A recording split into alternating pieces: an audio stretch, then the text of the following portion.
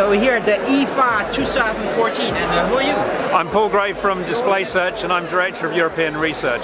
So you have a conference going on here at the IFA. What's going to happen? Okay, so we're looking at the two really big themes, I think, of IFA this year, which are 4K, Ultra HD, and the dilemma facing broadcasters and TV brands as to exactly what to do with that specification. The products have escaped into the wild. And then the other thing we're looking at, which is something that's really new this year, we saw the first signs last, and that's wearable technology. So let's start wearable, and it's awesome, it's new, and it's a big hope for many people who are starting to make less profits on smartphones. Absolutely. Like Apple, maybe? I think one of the interesting ones on this is that if you look at the pipeline for the consumer electronics industry, and I include smartphones as consumer electronics, then lots of products are getting really pretty mature. And there isn't, rapid growth products around at the moment. There's this big gap in the pipeline of immature products and product categories. So really the one that everybody's gravitating to is wearables. And it's going to be really interesting to see what Apple does next week. I think that it's much more than just some kind of little remote screen for a smartphone, and that's kind of a weak value proposition to make a phone that's so big that you can't hold it up to your face and then sell somebody something else to solve that problem. That's like sort of putting a hole in somebody's tires and then selling them a patch. Best just don't create the problem in the first place.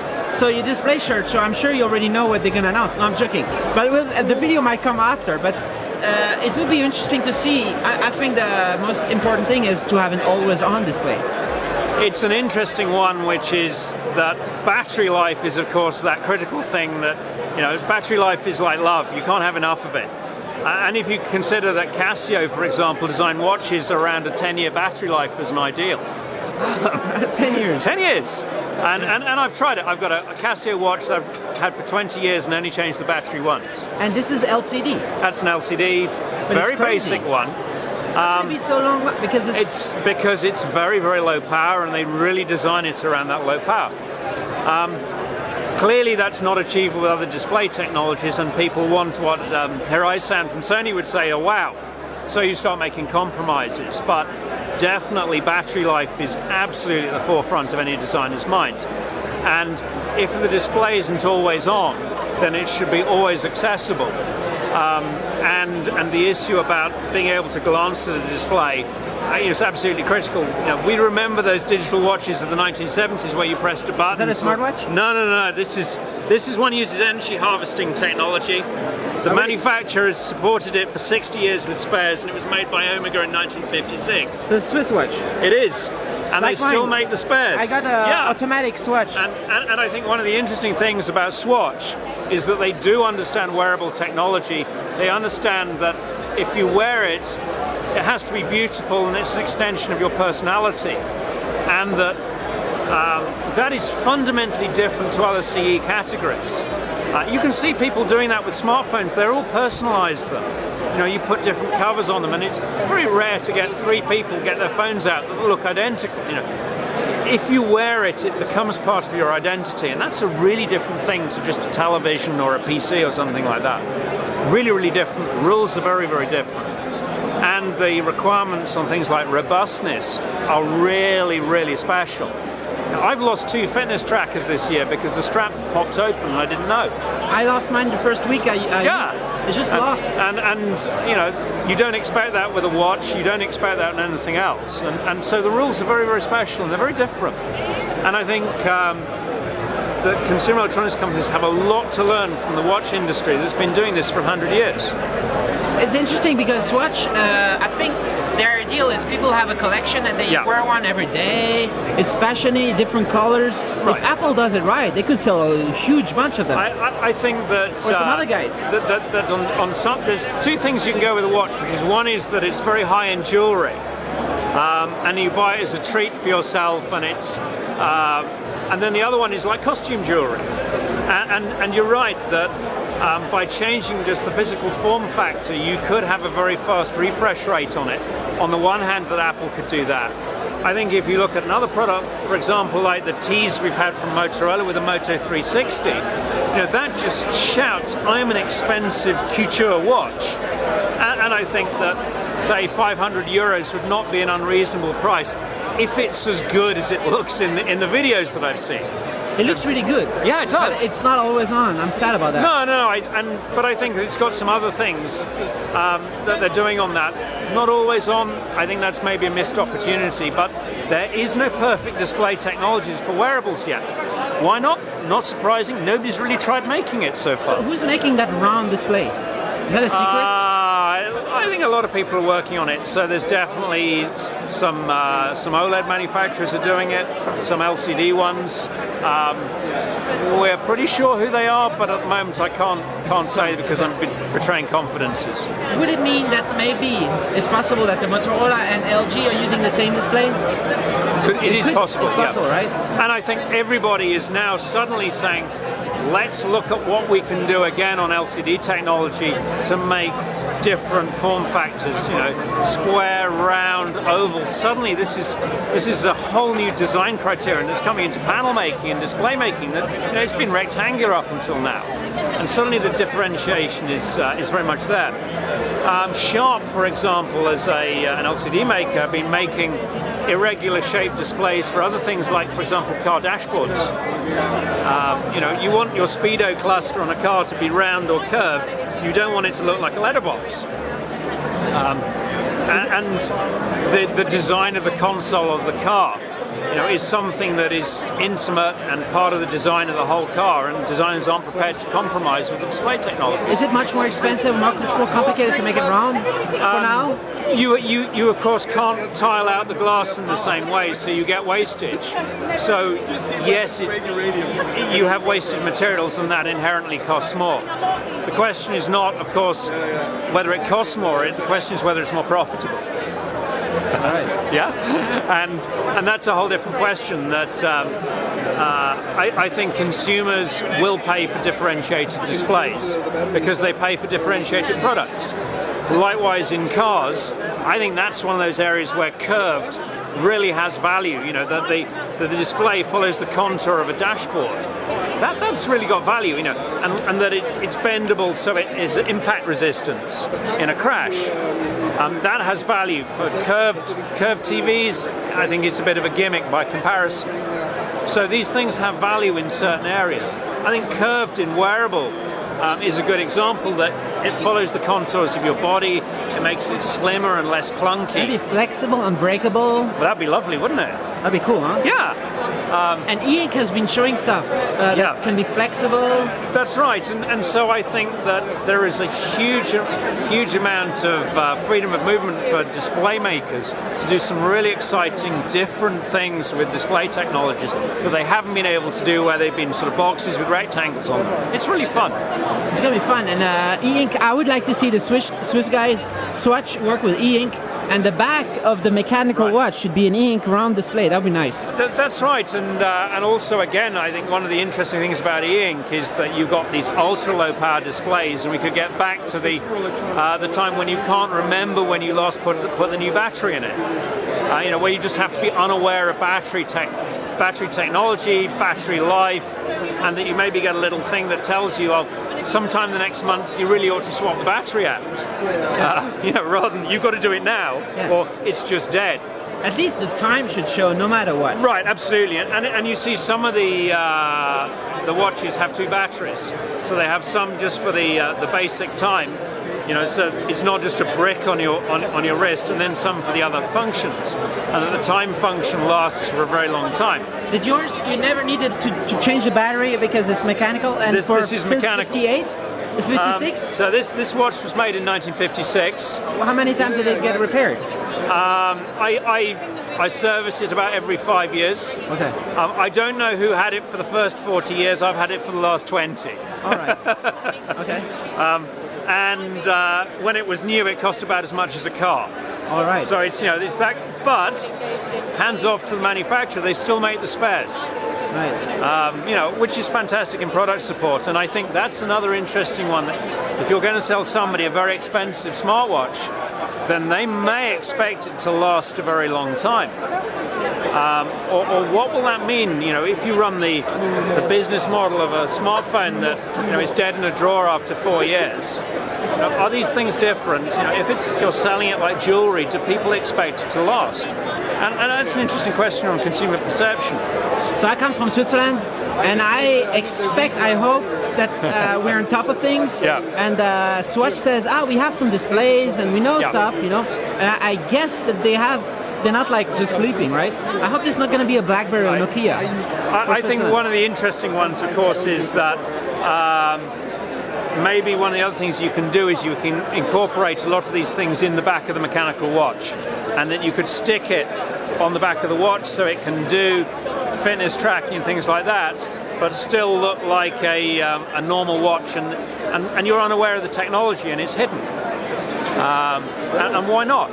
So you can have hybrid electromechanical ones where the electronic bit just clips on the back, you don't see it, you don't know it's there, and you want to be unaware of the technology. What would be crazy is smart features, Bluetooth features powered by mechanics. Yeah. Just shake your wrist and it has enough power for energy Bluetooth, harvesting, right? is what Bluetooth it's called. Is not very high power.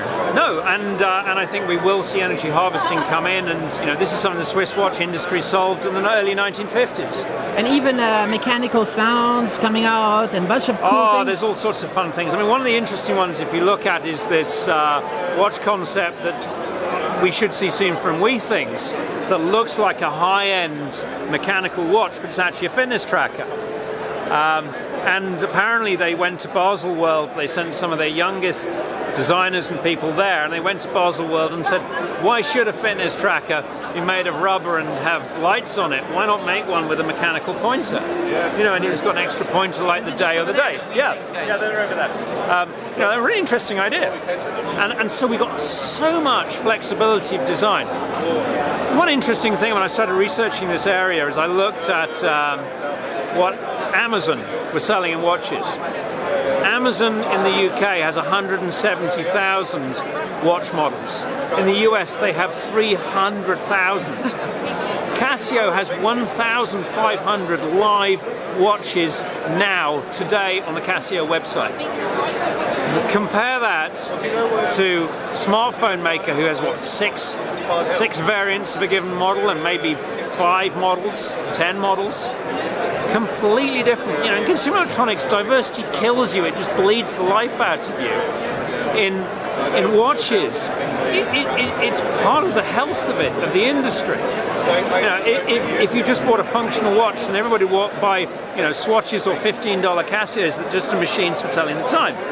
But at the same time, some people want to spend $70,000 on a watch or more. Which is to show that they appreciate the craftsmanship, or they're buying a collectible, they're buying an investment, not necessarily a machine to tell the time. Very, very different, completely different diversity.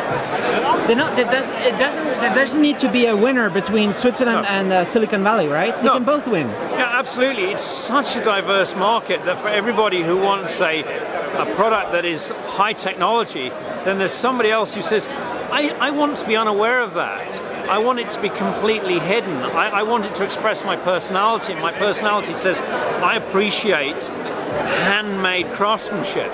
I appreciate tradition. I appreciate history and continuity, and they're just different. Some people like IKEA furniture, some people like antiques. Fine, there's room for both. Neither's wrong. And you also talk about 4K at the conference. Yeah, absolutely. And I just came back from Shenzhen and I see $500 4K TVs. Absolutely. How does it work?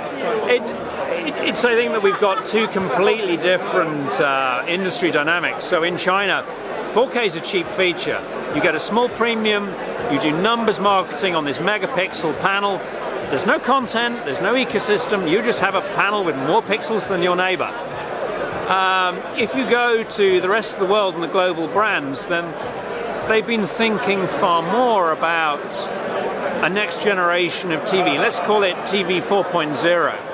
That we had CRT, and then in black and white, then color, then we had the HD, and now we're into this new generation of Ultra HD, which is completely different and has a different timescale to match. The issue is that the 4K TVs have kind of escaped into the wild. Nobody really planned it. Hollywood didn't plan it. And these things have suddenly broken out, and now everybody has to follow. Everybody has to get out there. And you can see just by looking at IFA that essentially, if you want to buy a high-end TV, it's going to have a 4K panel in it, regardless of the content. And the problem we've got now is everybody trying to catch up and say, okay, what should the standards look like? How do we build them out? What is the logical way to proceed? And, you know, heaven forbid, what's the business model? Most broadcasters only just finished their HD investments. There's lots of people still shooting SD material out there. And is there a business case to go and run a bulldozer through all those studios and re-equip them? I don't think so. So who will pay and how much will they pay and what do they want to watch are really the things that we're going with now.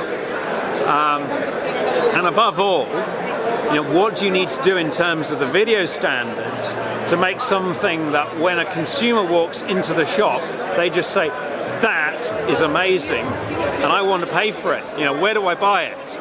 And if you have to explain what Ultra HD is, then half the battle is lost. You know, consumers should just know.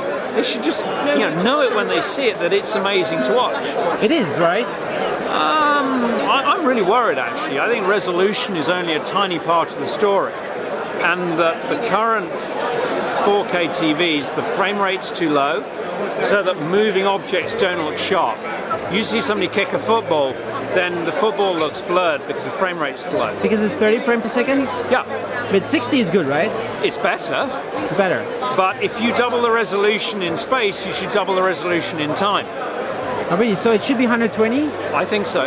And nice. when you see the footage that's shot at 120 hertz or 100 hertz, it is amazing. You see the camera pan, you see the football come towards the player's boot and you can see where on the boot it's going to hit because they're both sharp. As the camera pans in the stadium, then all the spectators are still sharp. Where did you see that? I've seen it on demo material at broadcasters as they're trying to work out, exactly how far to go. That sounds awesome. It is. I just like it for slideshows already. That's cool. Yeah, absolutely. And for stationary material, where we are at the moment is fine. But of course, the things that we really care about are live events. Now, when you see that ball come whizzing across the screen, and you see it touch the goal line, and the goalkeeper grabs it. Which side of the line was it? It's all blurred at the moment because the camera's panning and everything's moving, and you want to see that happening. The pole vaulter coming towards it, the bar. You want to get that moment of tension where you think he's going to miss it, he's going to miss it, he's going to miss it. No, he's over. And you want to see all that sharp, and that's about really being there. That's where live events really matter. Now, what Netflix are doing is fantastic. They're really catalyzing the market and they're setting out a challenge to people. But movie material and drama is very different. You can set up the shot because you know where the action's going to be because it's scripted, and you can set up that shot so that bit is absolutely in focus and you've set the camera in the right position. This is really different with live events because you don't know what's going to happen. I'm looking forward to going to the Sony booth. Yeah. Because they were promoting 4K during the whole World Cup, but I'm disappointed they only filmed the final in 4K. Yeah. I'm like, what's going on? They're still learning. Hey, everybody's still learning. I mean, Sky in Europe, Sky Deutschland in particular, are really doing a lot to understand how to shoot live events and what you actually do with 4K, because one of the interesting ones that they're experimenting with is maybe 4K viewing is something completely different than just throwing resolution at it. They're doing split screens. So if you imagine that you have one stationary camera that just gives you the best seat in the stadium, so you can always see the context of what's going on. And then you have another camera that is like the director's cut that follows the action, and you have another panel where you've got action replays and you never miss the action and you can focus your attention on different things. Then that's a really different way of using those pixels, and it's equally valid. I'm sure that you've had the same thing as me when you've been watching live coverage of the Olympics in the stadium, and you're watching something like, say, the long jump, and then you see some runners go past in the background because they're doing the 5,000 meters, and then suddenly the music starts because somebody else is doing the medal ceremony on the other side of the stadium for some other thing. You want to see all those things at once. Now, if you were there in the stadium, you just focus your attention differently, wouldn't you?